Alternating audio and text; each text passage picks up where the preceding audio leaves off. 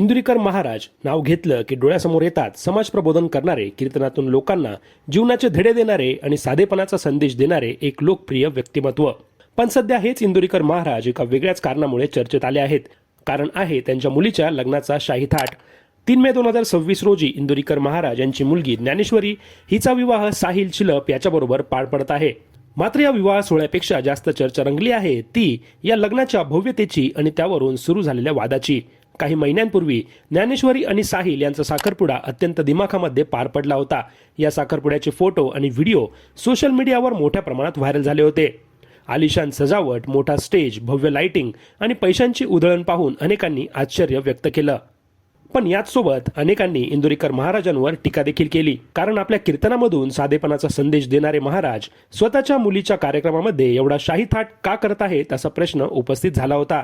टीका वाढत असतानाच इंदुरीकर महाराजांनी आपल्या खास शैलीमध्ये प्रतिक्रिया दिली होती. त्यांनी स्पष्ट शब्दात सांगितलं होतं की काय बोंबलायचं ते बोंबला, पण लग्न यापेक्षा देखील मी जास्त जय्यत करणार.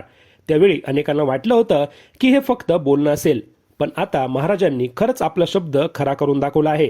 साखरपुड्यापेक्षाही अधिक मोठ्या प्रमाणावर मुलीचा विवाह सोहळा आयोजित करण्यात आला आहे. मिळालेल्या माहितीनुसार हा संपूर्ण विवाह सोहळा तब्बल 100 एकर परिसरामध्ये आयोजित करण्यात आला. विशेष डेकोरेशन, मोठमोठे मंडप, भव्य स्टेज, लाइटिंग आणि पाहुण्यांची खास व्यवस्था करण्यात आली. लग्नातील जेवणाचाही खास बेत असल्याचं सांगितलं जात आहे. अनेक प्रकारचे पदार्थ, पारंपरिक आणि आधुनिक मेन्यू यामुळे या लग्नाची आणखी चर्चा रंगली आहे. या शाही विवाह सोहळ्याला राज्यातील अनेक बडे नेते उपस्थित राहणार असल्याची माहिती समोर येत आहे.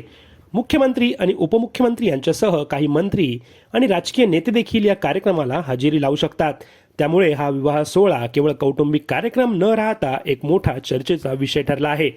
दरम्यान सोशल मीडियावर लोकांच्या प्रतिक्रिया 2 गटामध्ये विभागलेल्या दिसत आहेत. काही लोकांचं म्हणणं आहे, प्रत्येक बापाला आपल्या मुलीचं लग्न थाटात करण्याचा अधिकार आहे. आयुष्यभर समाजासाठी काम केलेल्या व्यक्तीने आपल्या मुलीसाठी मोठा कार्यक्रम केला तर त्यात गैर काही नाही. तर दुसऱ्या बाजूला काही जण म्हणत आहेत, जे स्वतः मंचावरून साधेपणाचा संदेश देतात, खर्चिक लग्नांवर टीका करतात, त्यांनी स्वतः तसं वागणं अपेक्षित आहे. यामुळे पुन्हा एकदा एक मोठा प्रश्न समोर आला आहे. सार्वजनिक जीवनामध्ये आदर्शवादाची भाषा करणाऱ्या व्यक्तींनी स्वतःच्या आयुष्यात देखील त्याच तत्वांचं पालन करावं का? की वैयक्तिक आयुष्य आणि सार्वजनिक संदेश हे वेगळे ठेवावेत? हा प्रश्न आता सोशल मीडियावर चर्चेचा केंद्रबिंदू बनला आहे.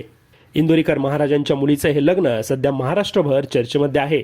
एका बाजूला शाही थाट तर दुसऱ्या बाजूला साधेपणाच्या संदेशावरून उठवलेला वाद. त्यामुळे हा विवाह सोहळा केवळ लग्न न राहता एक सामाजिक चर्चेचा विषय ठरला आहे. तुम्हाला काय वाटतं? इंदुरीकर महाराजांवर होत असलेली टीका योग्य आहे की प्रत्येकाला आपल्या कुटुंबासाठी निर्णय घेण्याचं स्वातंत्र्य असावं? तुमचं मत कमेंटमध्ये नक्की सांगा.